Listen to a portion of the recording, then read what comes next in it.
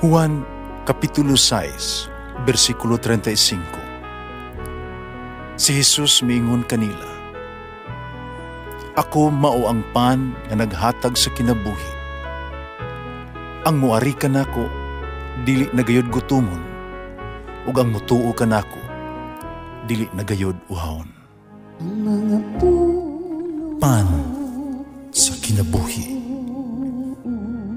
maglikon unta sa mong pagtuo ug gagakabi sa pagtuman sa imong mahal nga kasuguan. Ang Ginoo manaa kaninyo. Ang Santos Ebanghelyo sumala ni San Juan. May usa ka pundok o sa pangulo sa mga Hudiyo nga nganlag Nicodemo ug usa ka sakop sa pundok sa mga Fariseo.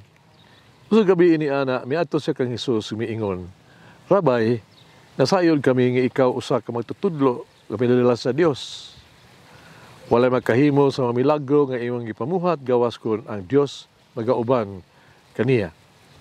Si Jesus mitubag, "Sultihan ko ikaw, wala makita sa gingharian sa Dios gawas kung siya mataw pag-usab." Unsaon man pagkataw pag-usab sa usa ka tawo nga gulang na nangutana si Nicodemo. Dili niya mahimo nga pagsultihan sa iyang inahan ano ba pagkataw pag-usab. Si Jesus mitubag, "Sultihan ko ikaw, wala makasulod gingharian sa Dios gawas kung mataw siya pinaagi sa tubig o sa spirito. Ang gianak sa tao, tao usab. Ang gianak sa spirito, espiritu usab. Ayaw kahibulong nga ako nagaingon kanimo nga kinahanglan mapakataw kamo pag-usab. Ang hangin mahuros bisan asa kinibuot mapadulong. Madungog mo ang paghuros niini. Pan wala ka mahibalo, diin kini gikan o asa kini padulong. Ingon usab niini ang tanan nga mataw pinaagi sa spirito." Ang Ebanghelyo sa Ginoo. Pasalamati ang Ginoo kay siya maayo, ang iyang gugma mulungtad hangtod sa kahangturan. Pasalamati ang Diyos sa tanang mga Diyos, ang iyang gugma malungtaron. Pasalamati ang Ginoo sa mga Ginoo, ang iyang gugma malungtaron.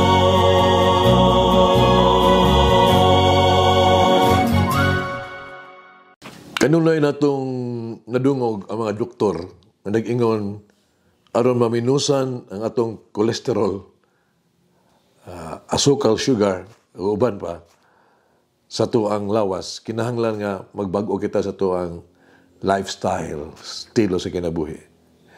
Kini nagpasabot nga dili lang nato kontrolahon ang ato ang gikaon, kundi kinahanglan usab nga adunay kausaban sa tuang batasan sa pagkaon o ehersisyo.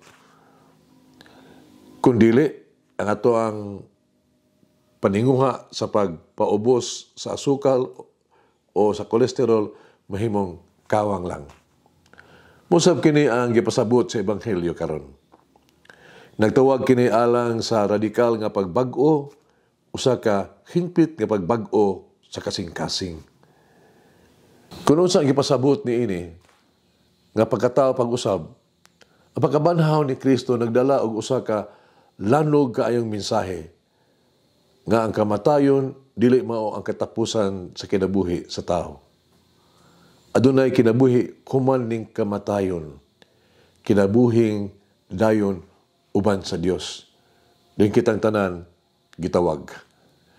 Apan aron makab-ot kining kinabuhi, kinahanglan natong himuon ang sentro sa atong kinabuhi si Kristo.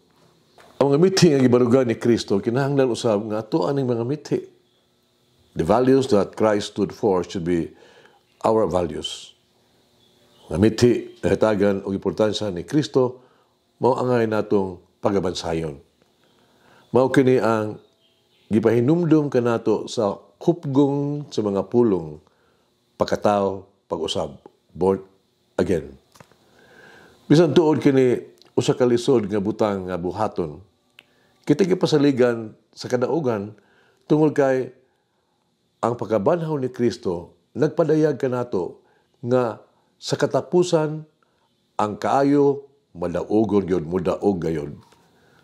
Kinahanglan nga kita anaa sa makanunayon nga pagigambit kang Kristo, faithful to Christ, pinaagi sa pag-ampo, sa mga sakramento, labi na sa balaang Eucharistia, o sa mga pulong sa Dios.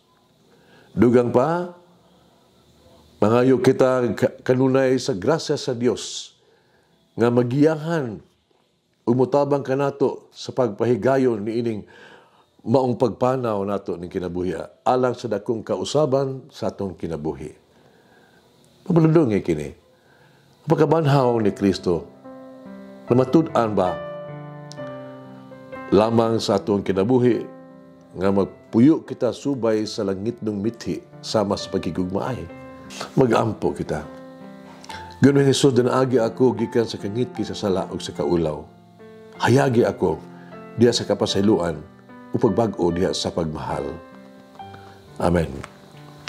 Mama Mary, inahan sa laban ng Jesus, giyahi kami nga magpuyo o banhaw nga kinabuhi gikan sa kamatayon sa sala. Umalangin ng Diyos magagahom sa tanan, Amahan, Anak, ug Espiritu Santo. Amen. May the Lord of the divine mercy bless us all, heal us from all diseases and suffering. Ayun unta niya kita, tanang mga sakit na sa lawas o sa kalag, body and soul. In the name of the Father, the Son, and of the Holy Spirit. Jesus, I trust in you. Amen. Whoever eats the bread of life will never hunger, says the Lord. Kay galaan inyong nabati ang pagpaambit ug hamubong pamalandong sa pulong sa Dios pinaagi sa tulumanon pan sa kinabuhi nga gidumala ni Monsignor Daddy Silva. Hangtod na usab sa sunod higayon, daghang salamat.